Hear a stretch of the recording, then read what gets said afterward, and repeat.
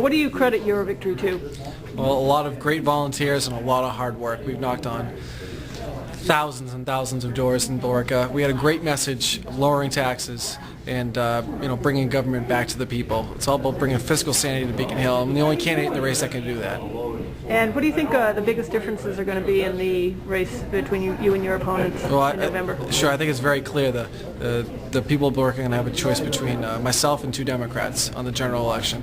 We have someone like myself, who's a proven leader, who's been on the Board of Selectmen, who's served the town of Billerica, who's voted for lower taxes and wants to represent all people of Billerica, and who's running to do the right thing.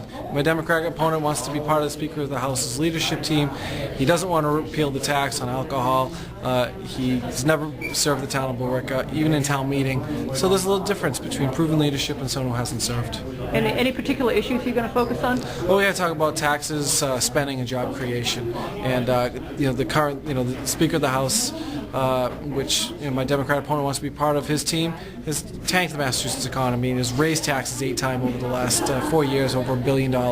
And I'm not going to stand for that type of. That's not the way I'm going to represent the folks in Billerica. I'm going to represent them by going for lower taxes, bringing a better business climate to Massachusetts, and representing all Billerica people, not just the people aligned with my political party.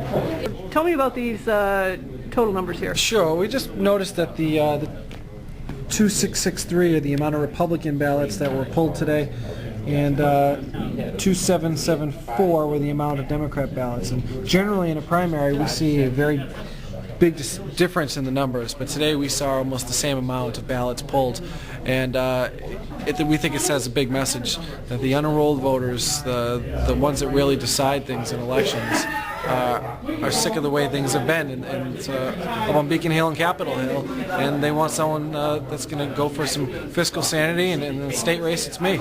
So we're very happy to see those numbers. We think it's going to be a positive trend going into November.